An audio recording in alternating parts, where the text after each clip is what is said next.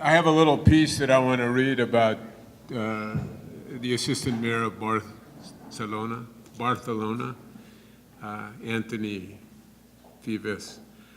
But I wanted to, it just occurred to me when I was walking down here that it's worth pointing out that if you roll the clock back 10 years or so, and you recall, and some of you will and some of you won't, that SCI-Arc was a much more introverted kind of school. And I think the discussions, the discourse that we had, however esoteric we thought it was very much a discussion between faculty and more faculty and practicing architects who came and exhibited and taught, and students. And I think one of the aspirations of SCI-Arc now is to break that perimeter down, not necessarily to destroy it, but to point out to you and to be aware that the implementation of a lot of the work that we aspire to belongs to people who operate outside the context that at one point SCI-Arc was limited to.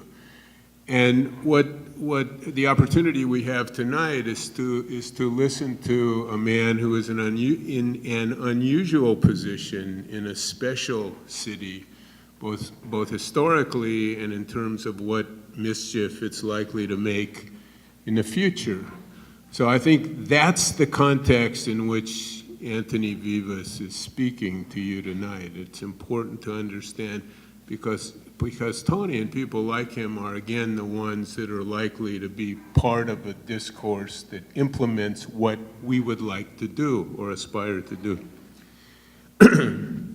Therefore, a study of the inception, transformation, and decay of cultural and institutional structures defines the priorities of world cities in which these structures sit. The Sagrada Familia's ongoing metamorphosis, for example, exemplifies Barcelona's enduring commitment to a profound urban culture. Meanwhile, in Los Angeles, 2014, try the ubiquitous 405 freeway any day of the week. In LA, that interminable commitment is apparently to the construction of freeways. The Catalan proverb says, "Tell me to what you pay attention and I'll tell you who you are." Tell me to what you pay attention and I'll tell you who you are. The contemporary American politician consistently fails to enlist the American city as a prime engine for cultural, political, and social change. Were he an American, Antoni Vives, vice mayor in charge of reimagining Barcelona, would be an obvious exception to the American political model. Is the Tony Vives advocacy a precedent for revaluing urban values, or will Mr. Vives' perspective remain the exception to the common rules of urban neglect? How does Vives propose to bring new meaning to cities around the world? The city is first an act of the human imagination, Vives insists. There's a consistency to urban problems and solutions around the world. From city to city, Tony says, concerns are now more generic, less idiosyncratic. So the inhabitants of the world cities should join together to share solutions to the problems we all share. Vives calls the next city the smart city, the city that facilitates human creativity. Less the size, more the IQ. And the commitment to the smart city plan must be enduring, long-term, not a piecemeal implementation of disconnected options. Vives tells us the new city is not simply an updated technical vision, or a communications vision, or a productivity vision, or an architectural vision. The efficacy of the city, in his terms, is measured by its service to its inhabitants, not as an intellectual abstraction. The city is operationally intelligible as a collective, and the city is operationally intelligible one citizen at a time. And just as human affairs are forever unfinished, the conception of the city is perpetually incomplete.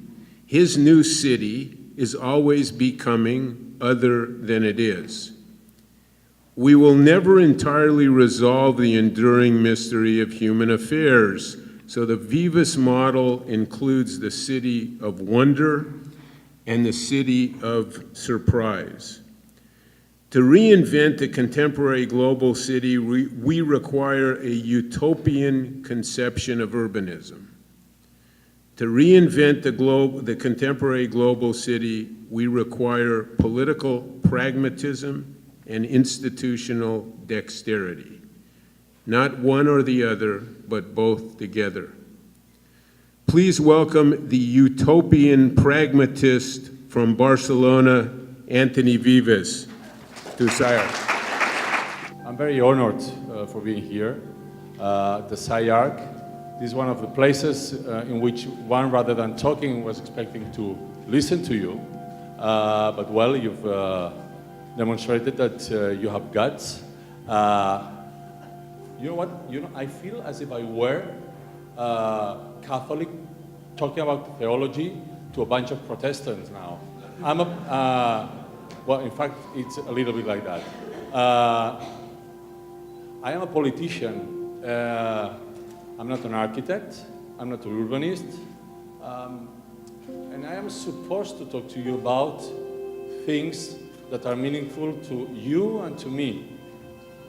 And I always say that my role no one has obliged me to be a politician. No one put a pistol on my chest saying, you have to be Vice Mayor of Barcelona. It was my choice, and the mayor choice, of course.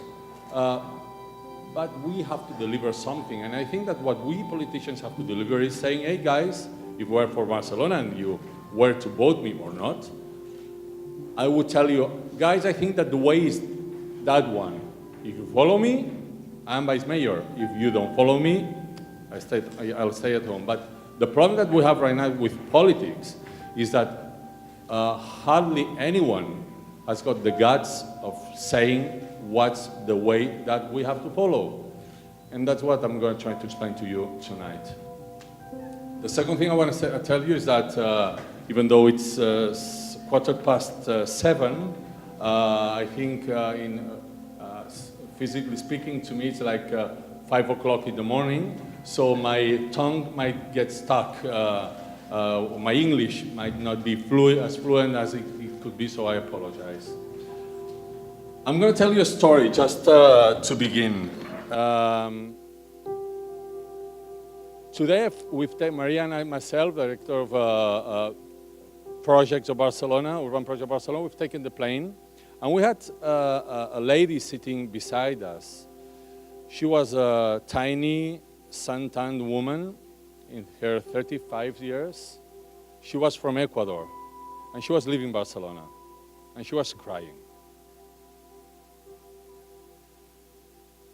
Well, when you take a plane and you have someone in trouble, you try to help her. And she was leaving Barcelona. She was leaving Barcelona because she lost her house. She was paying a mortgage. Her husband, who, by the way, is also Ecuadorian, but already got the Spanish nationality, stayed in Barcelona, but they couldn't afford paying the mortgage because she lost her job.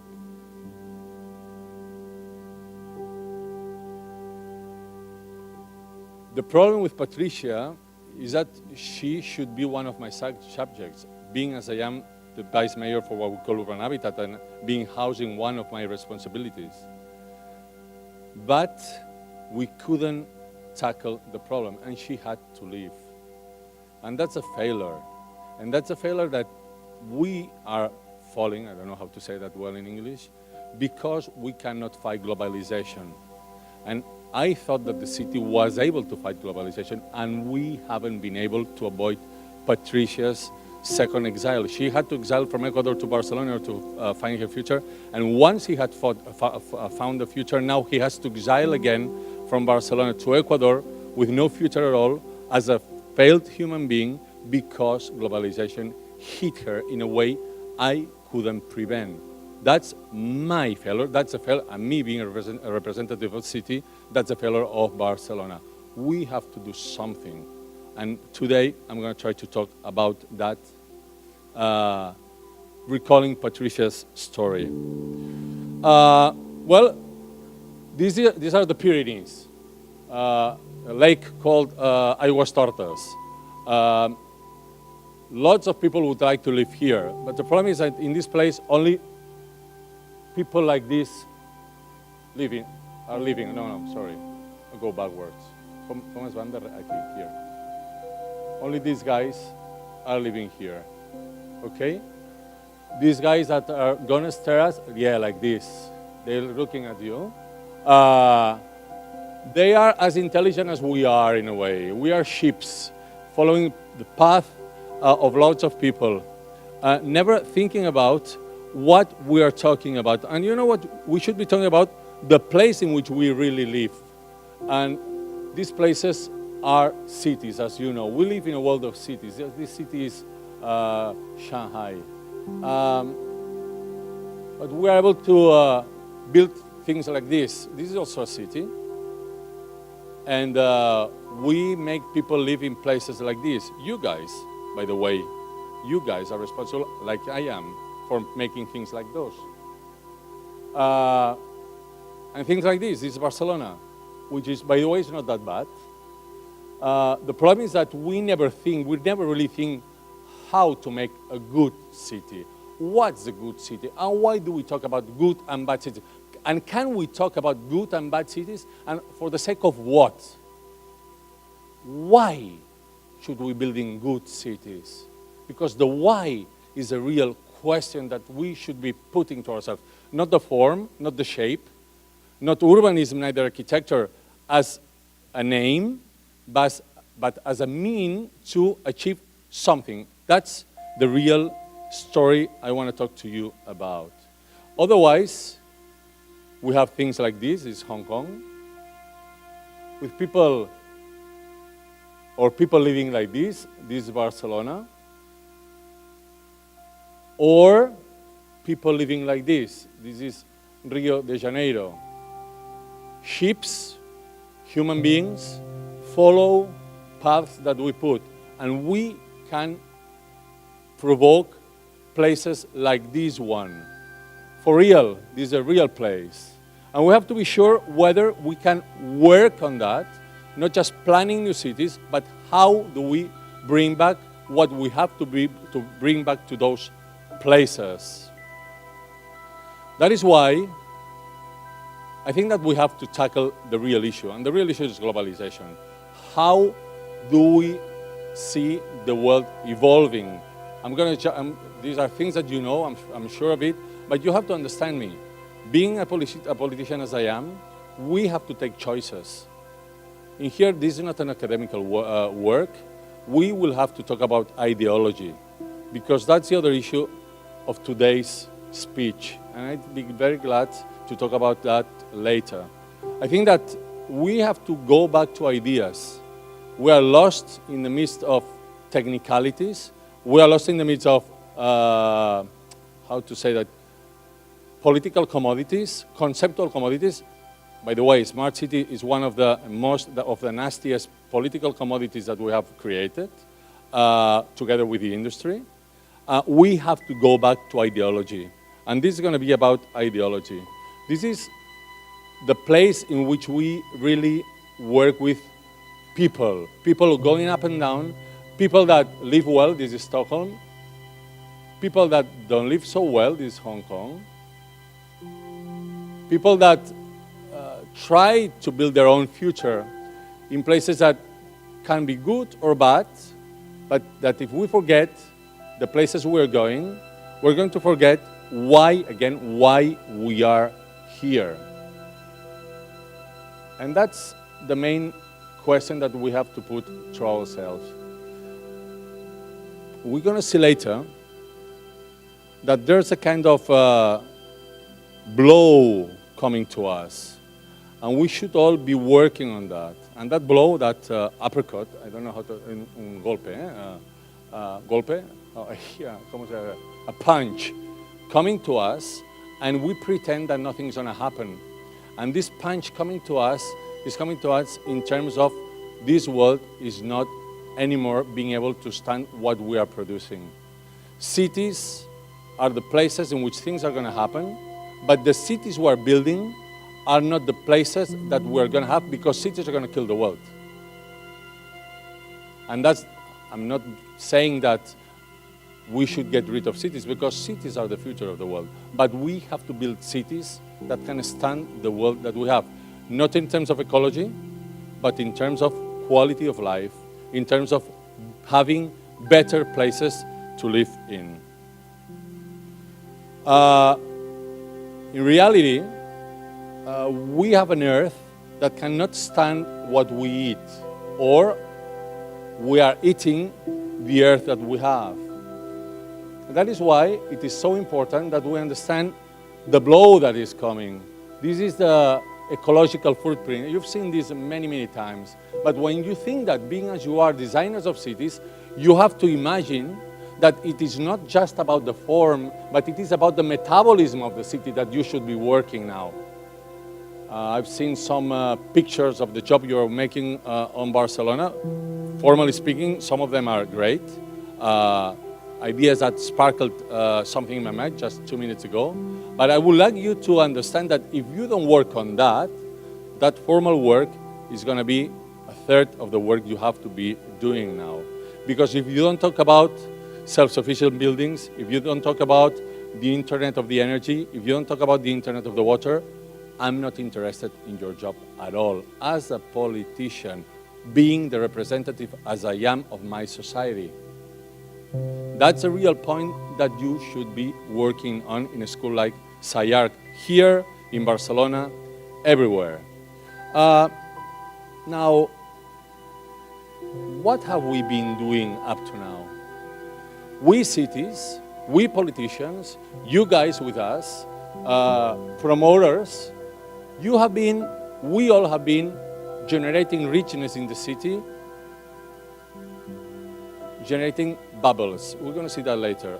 I talk about the roof edition. We have been editing roof, making roof square meters, and the more roof we are able to edit, the more money we have. And the more money we had, the more roof we edited. And the richer we thought we were. And the truth is that we were becoming poorer and poorer and poorer, up to the moment that the bubble burst. This is the result of the Spanish bubble, by the way.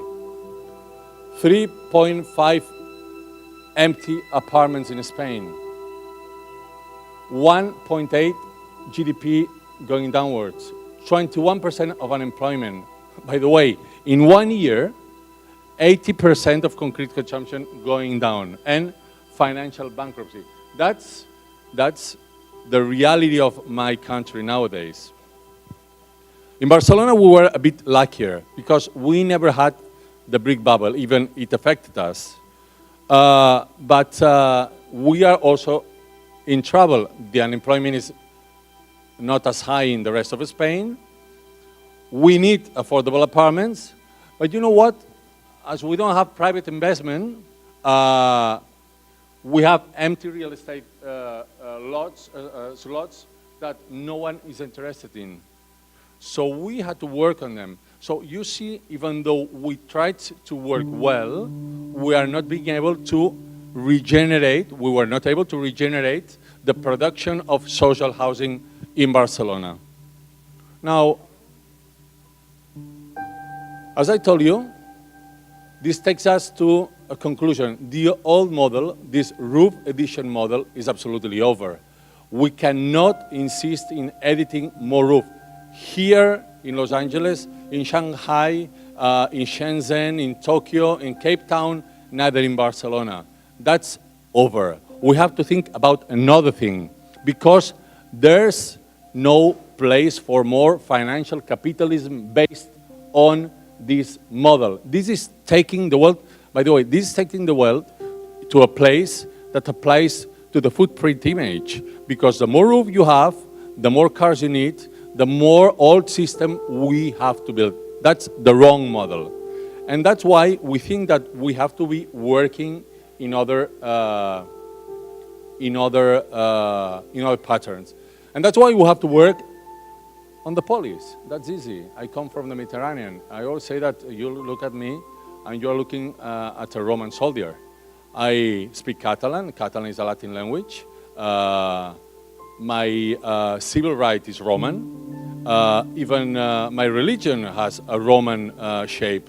Catholicism is based on the Roman attitudes, on the sense of life. This Romanity, which by the way is in the basis, Roman and Greek is in the basis of your country, of America, is something that we have to go back to. Polis is meaningful because Polis is about democracy, because that's the real quest. The real quest is democracy. Polis has to be back to enhance democracy and to improve the quality of our public services. We have to walk in our cities. We have to we have to provide the right to sightsee. We have to have schools, public schools, and we have to have clean public transportation. We have to be more public, and we have to be more meritocratic, and we have to be more civic, and we have to reinforce individuals. Technique is meaningful if each one of us is meaningful for the administration. That's something that cannot be done perhaps from the central government, but has to be done from the Polis. We have to make our lives easier, healthier, and more affordable. And this is how it worked in Barcelona. And that's why we talk about 5.0. I'm going to talk in a way that is more familiar to you rather than to me. I'm going to talk about dimensions. As I told before, I'm this Roman soldier that generated Barcelona 1.0. Barcelona, the Roman Barcelona is this tiny spot that you have in here. One dimension, the commercial one. It was a Roman colony with some old legion fighters coming from the wars of France, Gallia, and the wars in Morocco. Then we jumped to the Middle Ages when we were a Mediterranean, very powerful empire. And we built the Middle Age walls right in here, 2 dimensions, commercial and the guilds, the start of the bourgeois city. Then we jump to the Industrial Revolution, 3 dimensions, industry together with commercial, together with the class fight, together with the new way of understanding the relationship between work, industry, and economy. And then we jump to the 4th edition of that, once we understood that recycling was something that we had to tackle. But then now we have to jump to the 5th edition of our city, in which size is not more important, even though size matters, but size is not the real thing. The fifth dimension is you and us. How do we connect people? How do we make people intervene in the construction of the city? How do we make that the Internet of Things becomes something meaningful to the way we build cities? And that's a real quest that we are tackling right now in Barcelona. Cities are places in which social cohesion works. This is the difference between family income between the poorest and the richest quarters of Barcelona, which is high, but it's it's less wide than in other places of the world. This is a very interesting statistic, just to show you a couple of them. This is the level of unemployment that we have in the services world, which means that we have to go back to a productive city, to the industrial world, which is the safe part of the solution. But anything of what we have wouldn't work with the prophets that we need.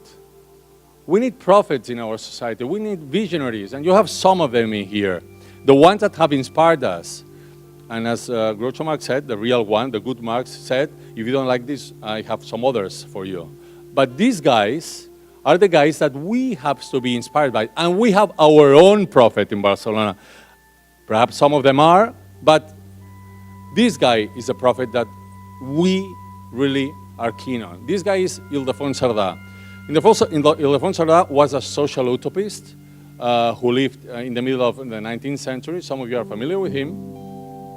And Ildefons Cerdà was a military engineer that saw things like this in Barcelona. People living one on the other, very small houses, no fresh air, no sewage. And he said, what the hell, what's the level of technique that we have right now? He was an engineer, and he wanted to improve the quality of life of his people.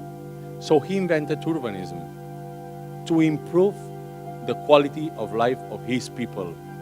And that was a political choice. It was not related to technique. Technique was just a mean, but not the objective. Do you understand? That's the point that you should be thinking nowadays. It is not about internet as lots of computers going up and down the place. It is about how internet can improve the way we live. And that's the way he understood the city. As an orthogonal network, fractal in a way. That's why Barcelona works so well, because this is absolutely modern. It's far beyond anyone could imagine at that time. And he used the technique available at that time. So he thought about things that were good for this kind of transportation. He thought about sewage. He thought about plants, you see.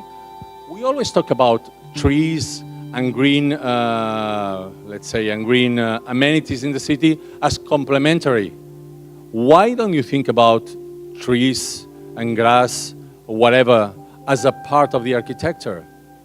This is something that we're doing right now in Barcelona, trying to put the green life of the city not as an adjective, but as a subject of the things we are doing in the city. The secret of Barcelona, at last, Barcelona works very well because we are a social dream. What links us to Cerdà, and what links Cerdà to the generation of the 30s during the very short Republican experience that we had before the Spanish Civil War, which links us to the Spanish transition to democracy, which links us to my generation, and expect that we'll link that to the generation that's behind me, is that we keep the social dream alive. That's why we think that Barcelona works well as an example of what is good urbanism. It is a bit by chance. Barcelona is in a wonderful place, a bit like you, LA. Good weather, water, the sea, but we could have a disaster. I remember Barcelona when I was a kid. Barcelona was a great city. After the dictatorship, some of you had been there. And Barcelona was a pure industrial city, a city with lots of chimneys, with no beach. How many people have been to Barcelona lately? Well, of course, the guys from Barcelona, always. But all of you enjoy the beach in Barcelona. This is an invention. Beach is an invention. When I was a kid, I used to go to the only beach that was there. I used to go there with my mother and my brother. It was a place that was used by the horse in order to have their bodies kind of fresh to work at night. My mother didn't care because she wanted to go to the beach and she couldn't afford going elsewhere, so she took us there. So I had a good experience. I understood what the life was about very early. But that was the only beach that we had. So all that is a pure invention.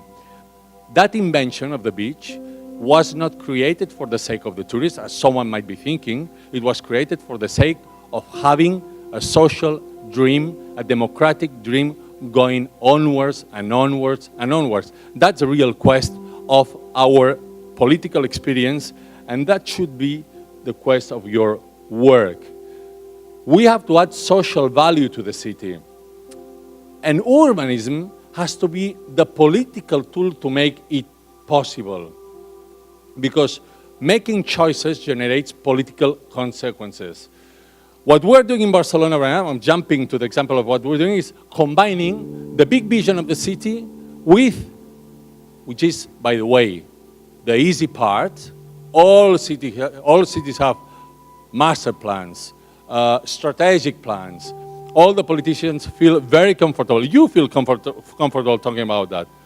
The difficult part is when we have to talk about acupunctures, when we have to talk things or works in the city that keep the strategical view, but have a such a small dimension that make all those projects human. Human scale is the scale that we have to work the hardest, not forgetting the bigger one, but human scale is the one that we have to be working on. In the case of Barcelona, we have very good predecessors, the plan of the 76, and of course, what happened during the Olympic Eve, that was very important for us. Even though I have to say, because we have been very boring talking about Olympics in Barcelona, the success of the Olympic Games, you know which was the real success of Barcelona? The real one. It was not about urbanism. It was about being the first time after the dictatorship that we, the capital of Catalonia, were able to raise a hand and say, world, we are here. We've been a capital for 8 centuries, but you didn't know that, but we are here. And everybody was participating about that.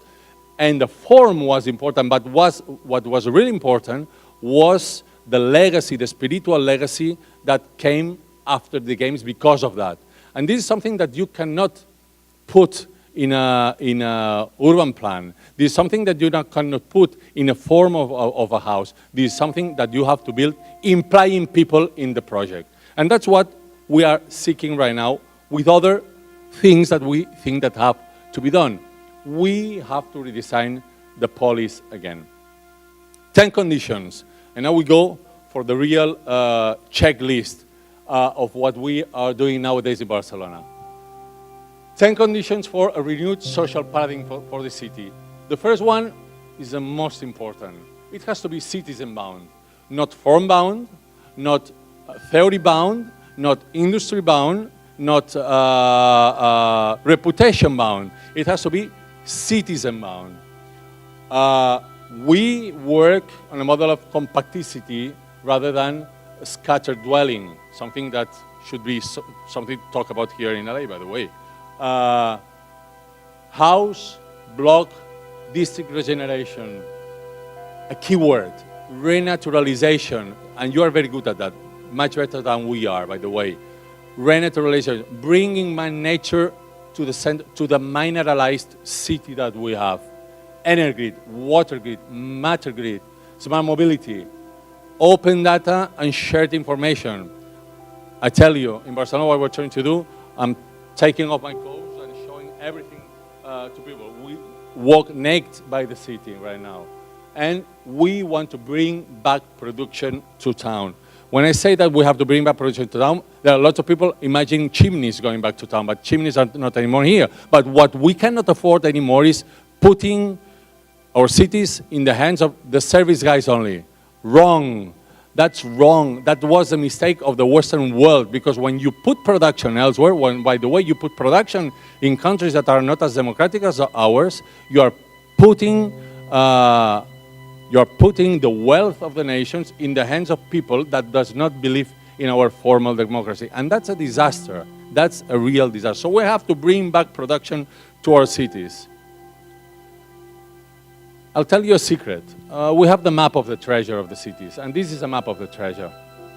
And this map of the treasure is talking about, think about these 10 conditions I was talking about to you before.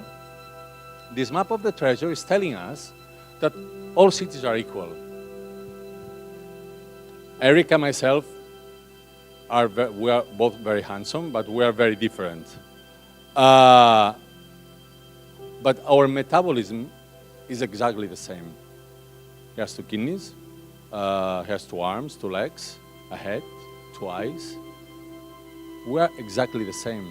And when the doctor has to check him and the doctor has to check me, the metrics are exactly the same. So the real quest for us was determining what made us, Barcelona, the same as LA or the same as Cape Town. And this is a map of the treasure, guys. You can check however you want the city, up, down, turning down. This is the city. No matter where the city, no matter if the city is Timbuktu or the city is Kuala Lumpur. This is a city. A city happens in an environment. And the city has several infrastructures: information, water, energy, matter, mobility, and nature. No more. This is all. And these scales happen in different, these infrastructures happen in different scales.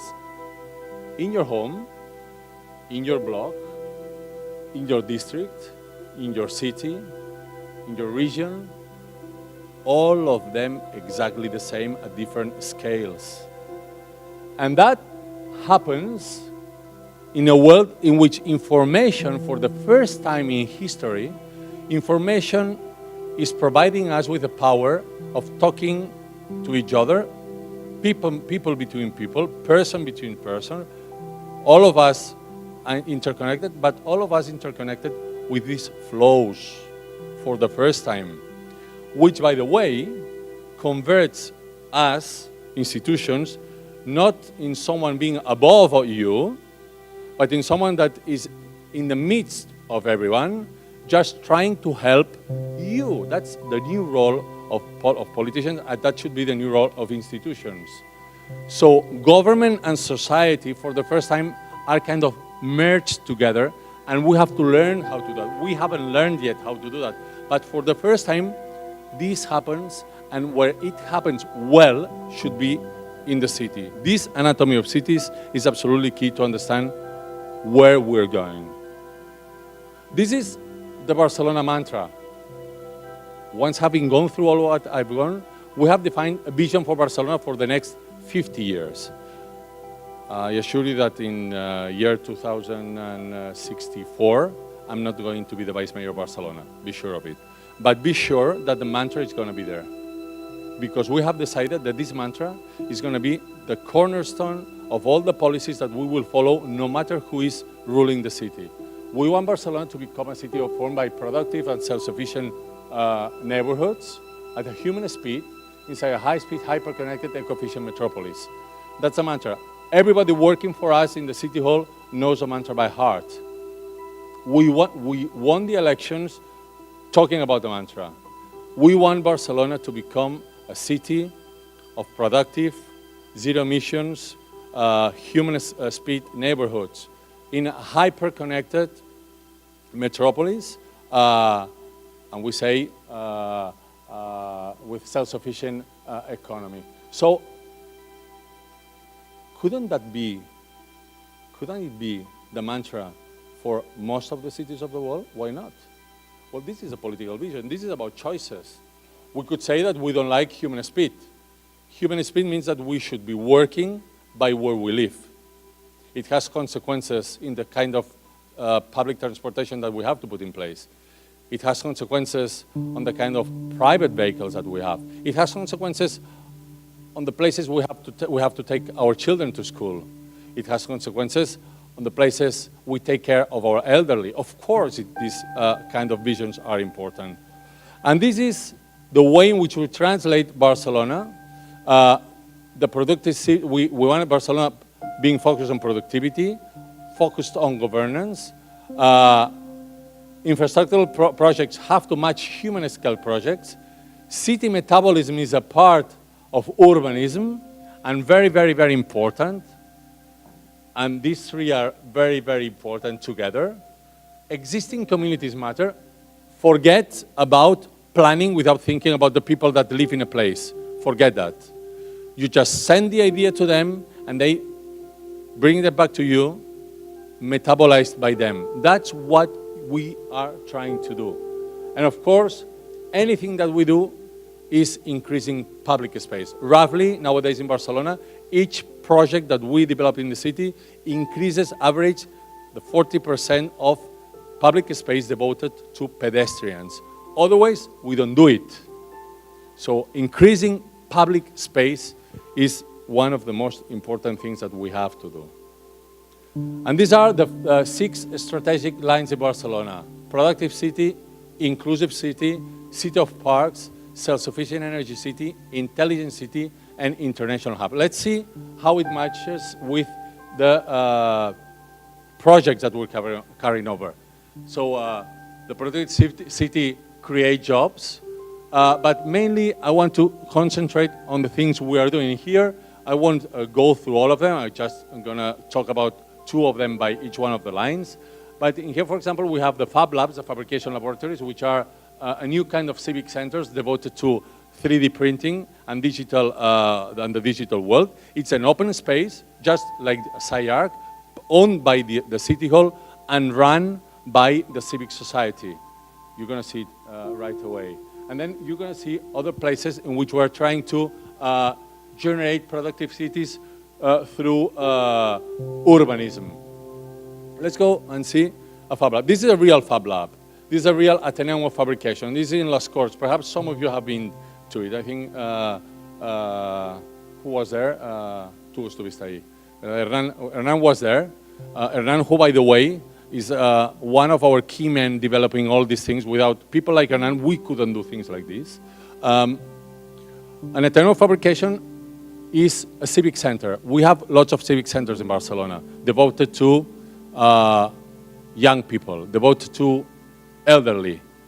But the real challenge was kind of, why don't we put tools in order to bring the most edgy technology to the city and see how the city reacts with it.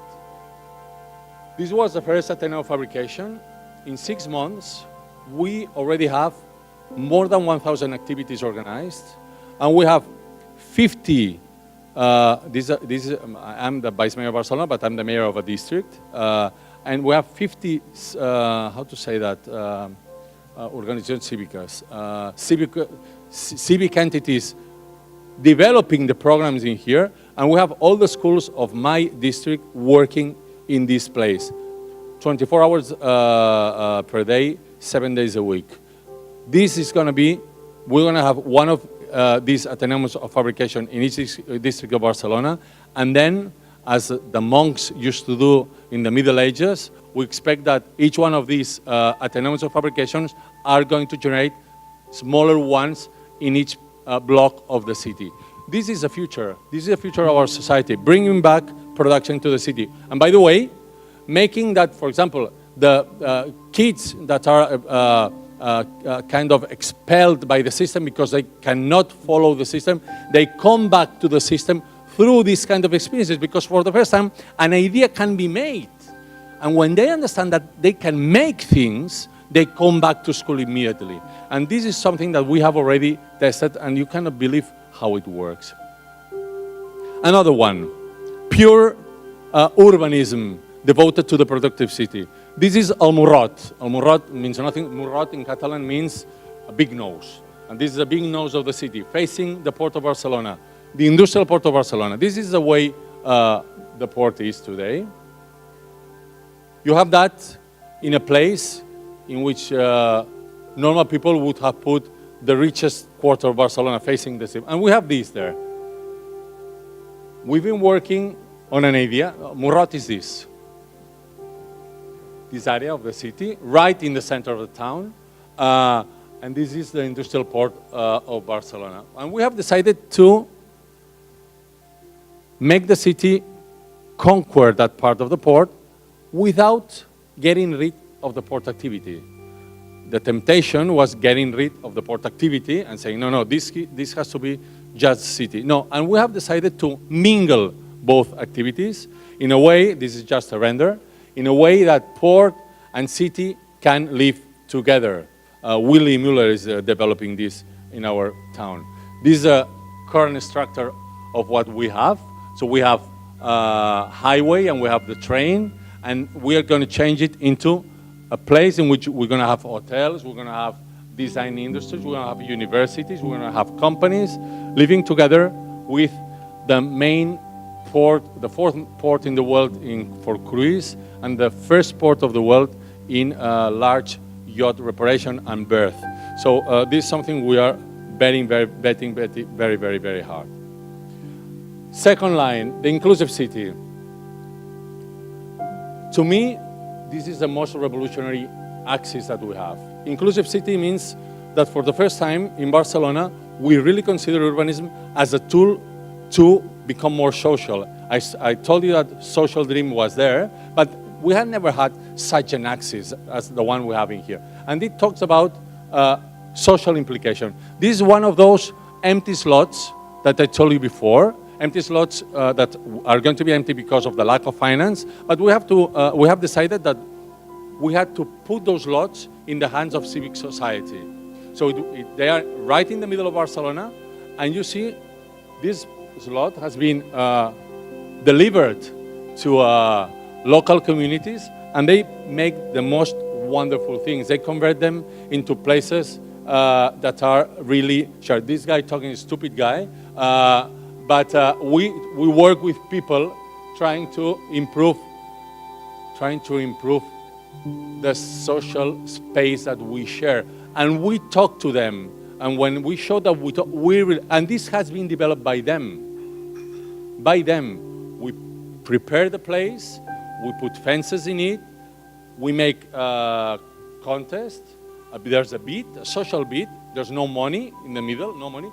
Just the best projects win those places to be delivered to the civic society. And it works, and they're not small. This is not that corner that you have in several cities. When you go to a city and say, we have some ¿cómo es horts urbanos? ¿Cómo se llama un huerto urbano? Yeah, this is not a tiny urban farm in a corner just to cleanse our bad conscience, to wipe it and to show it white to you. No. This is huge. And this has been a real discussion, by the way, discussion with some of the promoters that own some of this land, and we say, okay, you're gonna develop it, but for 3 years now, this is ours, and we have to do what we have to do here, is putting that in the hands of the civic society. Social housing, absolutely key. This is for the sake of Patricia, the story I told you before.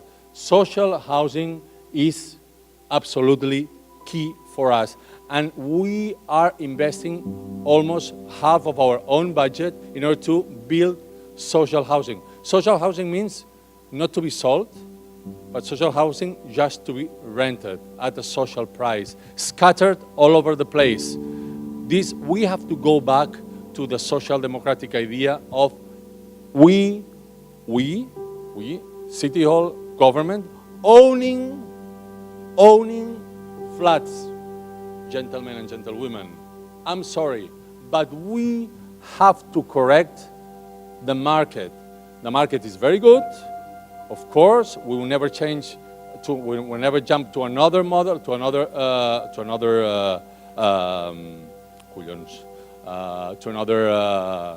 type of. My English, I told you, I'm a bit tired now.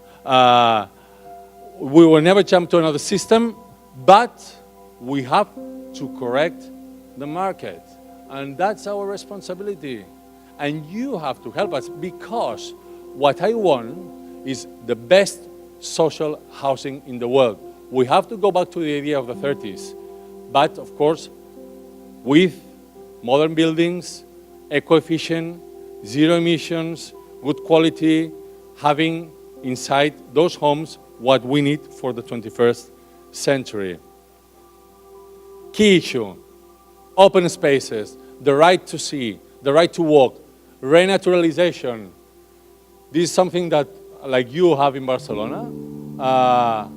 This is a vision of Barcelona, but this is what we're doing. We are working on what we call the green diagonals that are going to link the tiny green spaces that we have in the city with the huge green spaces that we have in the rest. These are real streets, and we are greening them, really greening them in the way a Mediterranean climate does it. I would have to say browning them in summer and greening them in winter. But because that's a very important point also. I'm fed up with those Northern Europeans that talk about the green Europe. Well, the green Europe for them, because their Europe is green, but my Europe is yellow. So I always talk about my yellow Europe, which I love, by the way. So the kind of vegetation that we have to put in place has to be, and you have to do so, should never be the one you would put in London, but the one you have to put in Barcelona. That's why I think that we have to change our mind. Identity matters also when you talk about these kind of things. The interior of our blocks is also very important. And of course, the self-sufficient city. This is the energetic cluster, by the way, very close to a place that we have been enjoying with Eric 3-4 hours ago. This is the most important energetic cluster of Europe right now, where the Fusion for Energy project is being developed. The cold fusion, nuclear fusion is being developed here in Barcelona. But the key issue is how do we democratize, as I told you before, the production of energy. What you're seeing here is illegal, but we made it in the City Hall of Barcelona. I mean, I'm fed up with the government. These guys are in the feet of the big energy producers, and they never allow us to do things like this. We want to put in place small generators generating energy for, let's say, connections of the city with the mountain, for small quarters, for the Athenaeums of fabrication. We are not allowed to do that, but we do it. Why? Because we're convinced that there's time for the revolution of the cities. We are fed up with those solutions that are good for big figures. I was talking about globalization. We go for this, and no one is going to stop us. No one. That's why, and this is another project that we made with Willy at the SCI-Arc Foundation. That's why we go for electric vehicle.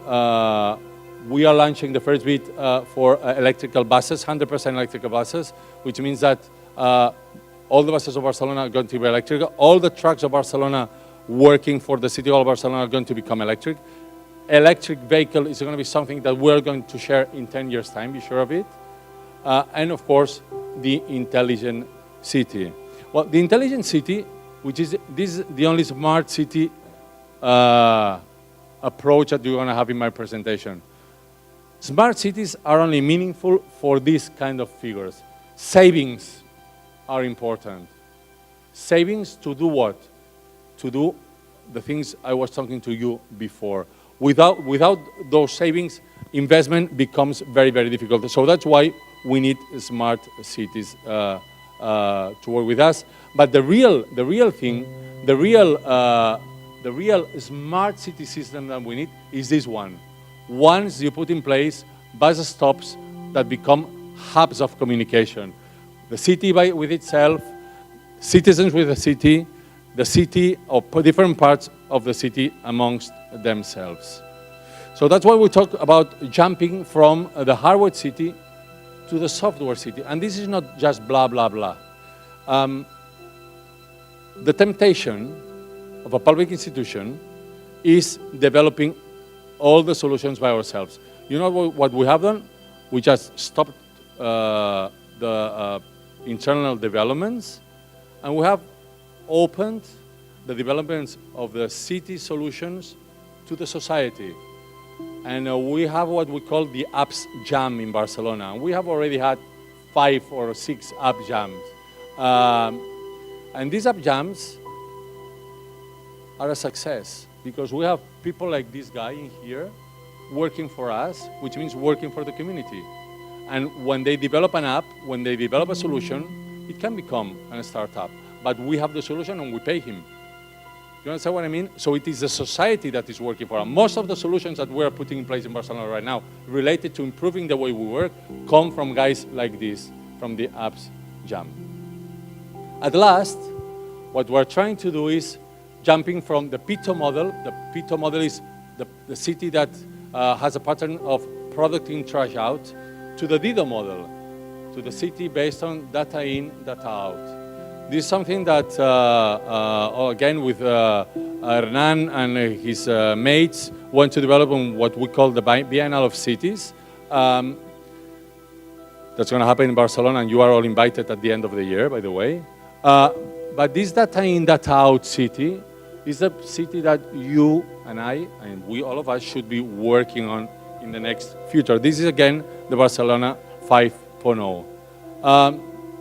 Hyperconnections are very, very important. I won't stop in it. But just let me tell you something. Hyperconnectivity should not only be based on logistics. Hyperconnectivity should be based on you coming to visit us, on you coming to work with us, on you coming, joining us in a world in which, even though Barcelona is very important from the regional influence point of view, in a world in which you were a part of this change of the wheel. I would like you to be sailing with us in this new way of understanding the role that the city has to play in the world. A role in which city helps us out to bring ideas back to politics. In a world in which making choices becomes meaningful. And making choices will not be anymore about this company or this other company. It's not going to be about this computer or this other computer. It's going to be about real political choices. We all need guts to do that. But with people as intelligent like you, and with politics not as boring as myself, I think that we're going to achieve it. Thank you very much.